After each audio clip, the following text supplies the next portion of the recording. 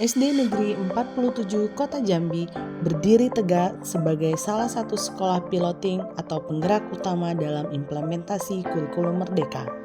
Kepercayaan dan peran ini membawa sebuah tanggung jawab besar untuk menjadi teladan dalam menerapkan filosofi Merdeka Belajar yang berpusat kepada siswa dan berfokus pada pengembangan kompetensi serta karakter.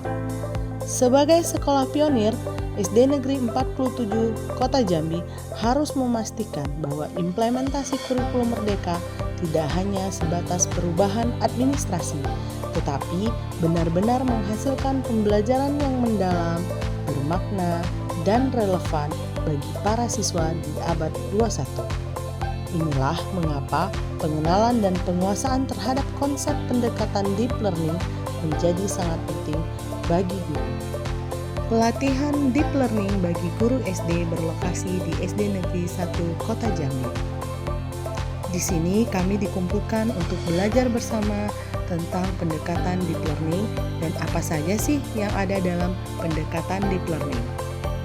Selamat datang di era pembelajaran yang transformatif. Jika tujuan kita adalah lebih dari sekedar mengingat, maka jika ingin benar-benar memahami, menganalisis, dan menciptakan, maka kita membutuhkan dua pilar fundamental, yaitu pola pikir bertumbuh atau growth mindset dan strategi pembelajaran mendalam.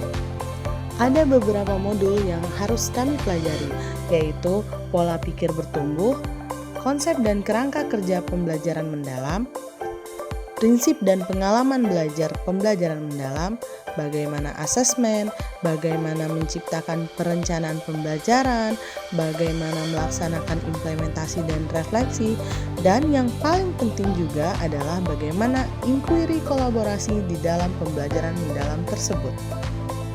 Waktunya menyebarkan pemahaman tentang pembelajaran mendalam kepada komunitas belajar dalam sekolah dan komunitas kerja guru KKG.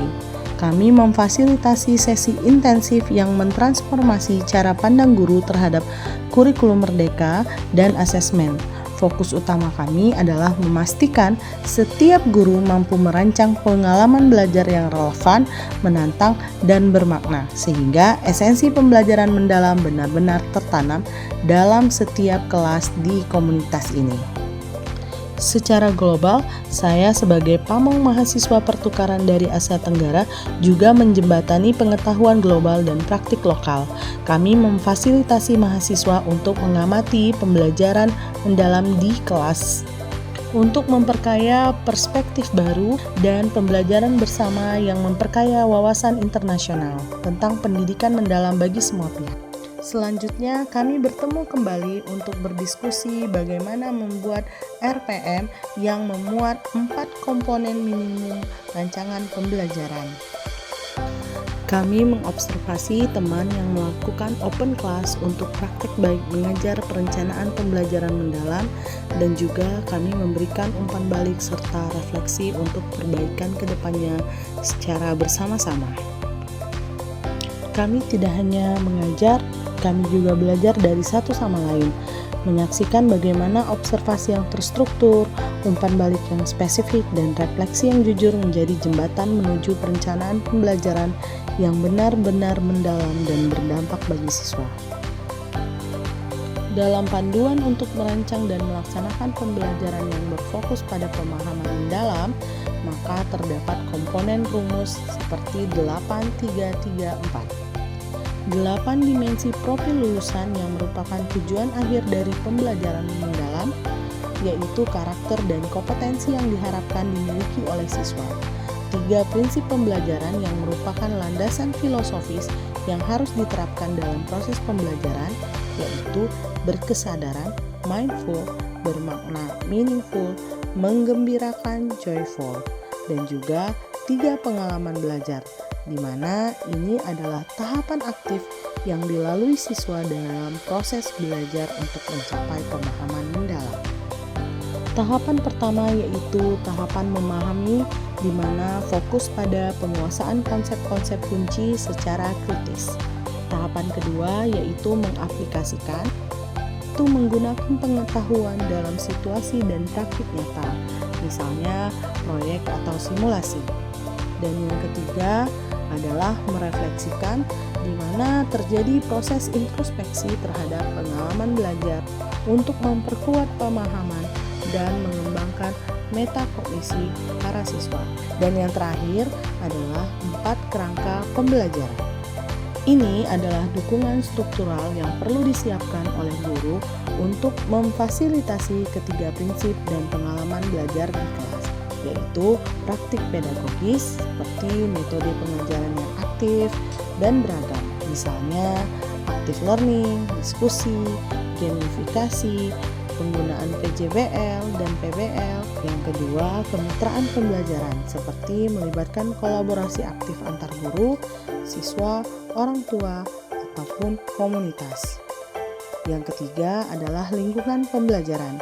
Bagaimana guru bisa menciptakan suasana fisik dan emosional yang suportif dan inspiratif. Dan yang terakhir, pemanfaatan teknologi digital. Penggunaan alat digital seperti AI, platform kolaboratif. Di dalam video ini saya menggunakan word wall yang mendukung dan mempersonalisasi pembelajaran.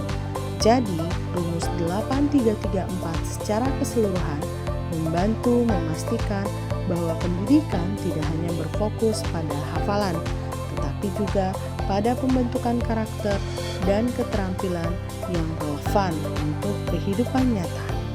Hal ini memastikan siswa mencapai pemahaman konsep mendalam dan mengembangkan karakter serta kompetensi yang relevan untuk kehidupan masa depan.